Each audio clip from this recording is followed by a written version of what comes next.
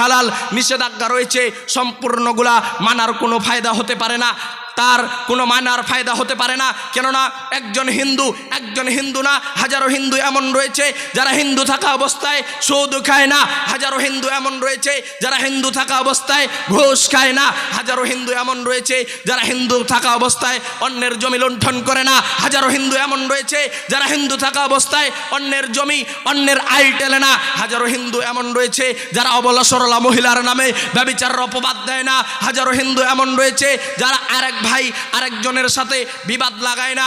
তাহলে ওই হিন্দু ভাইকে আপনি কি কারণে বলবেন যে ভাই আপনি এই কারণটার কারণে মুসলিম হন? কেননা সে তো হিন্দু থাকা অবস্থায় সুদ খায় না, সে তো হিন্দু থাকা অবস্থায় ঘুষ খায় না, সে তো হিন্দু থাকা অবস্থায় এই যে যতগুলা ইসলামের নিয়ম নীতি সিস্টেম শিষ্টাচার আদেশ নিষেধাজ্ঞা রয়েছে সম্পূর্ণগুলাই সে খুবই সুন্দরভাবে ফলো করছে।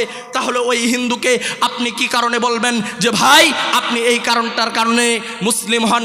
ইল্লা সলাত ব্যতীত ইসলামের মধ্যে এমন কোনো কিছুই তাকে দেখাতে পারবেন না যে ভাই আপনি এই কারণটার কারণে মুসলিম হন। ওই হিন্দু যদি গরিবী হিন্দু হয় আপনি তাকে বলবেন ভাই আপনি যাকাত দেওয়ার জন্য মুসলিম হন, আর ওই হিন্দু যদি গরিবী হিন্দু হয় তাহলে তো আপনি তাকে বলতে পারবেন না যে ভাই আপনি এই কারণটার কারণে যাকাত দেওয়ার কারণে মুসলিম হন।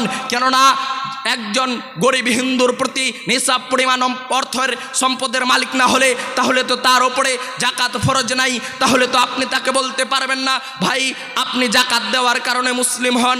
ওই হিন্দুকে আপনি সিয়াম পালন করার কারণে মুসলিম হতে বলবেন।